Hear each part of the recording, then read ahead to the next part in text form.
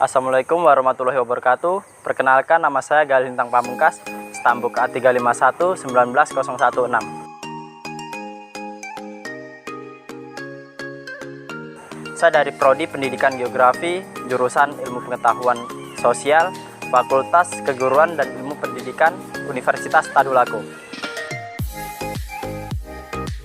Pertama-tama saya akan menjelaskan tentang pengertian hutan mangrove. Hutan mangrove sendiri biasa sering disebut dengan hutan payau atau hutan bakau.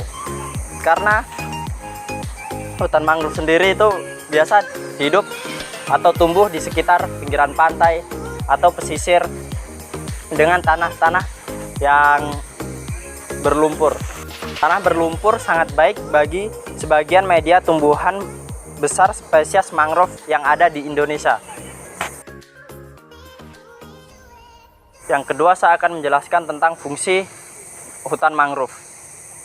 Yang pertama yaitu untuk mencegah terjadinya erosi atau abrasi. Erosi adalah pengikisan tanah yang disebabkan oleh aliran laut, sedangkan abrasi adalah pengikisan tanah yang disebabkan dengan hempasan ombak laut. Fungsi yang kedua yaitu sebagai tempat hidup. Hutan mangrove juga merupakan tempat yang cocok sebagai tempat hidup makhluk seperti kura-kura, kepiting, monyet, biawak, dan lain sebagainya.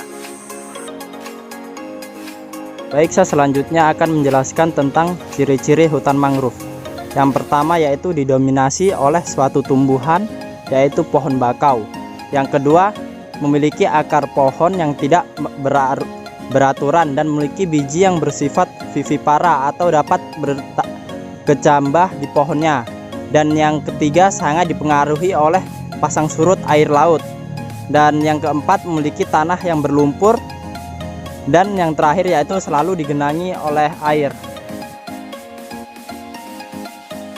Saya akan menjelaskan tentang jenis-jenis hutan mangrove. Yang pertama yaitu ada Rhizoparaceae, yaitu jenis hutan mangrove yang pertama yang dapat kita temukan khususnya di Indonesia adalah Rhizoparaceae atau yang sering disebut dengan hutan bakau. Pohon bakau bisa kita temukan di pesisir pantai. Pohon bakau terdiri dari beberapa keluarga. Adapun beberapa keluarga dari pohon bakau antara lain yaitu bakau Street mangrove, yang kedua tancang orange mangrove, dan yang ketiga tenger atau yellow mangrove. Jenis yang kedua yaitu Soneratiaceae atau perepat atau gogem. Jenis hutan mangrove yang kedua ini yang bisa kita temui adalah jenis Soneratiaceae.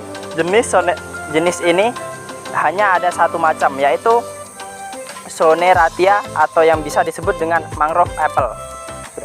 Jenis yang ketiga yaitu Avicenniaceae atau biasa disebut dengan pohon api-api. Jenis mangrove yang selanjutnya adalah dikenal sebagai pohon api-api. Pohon api-api merupakan salah satu jenis pohon mangrove.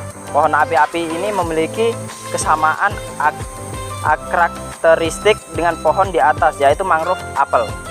Jenis hutan yang terakhir yaitu famili Meliaceae atau nyirih. Tanaman ini merupakan salah satu jenis mangrove yang terbagi atas dua jenis, yaitu Xylocarpus dan Hibiscus. Jenis Xylocarpus ini berasal dari keluarga Nipa dan dapat kita jumpai di daerah-daerah tertentu, yaitu daerah yang masih dipengaruhi oleh pasang surut air laut.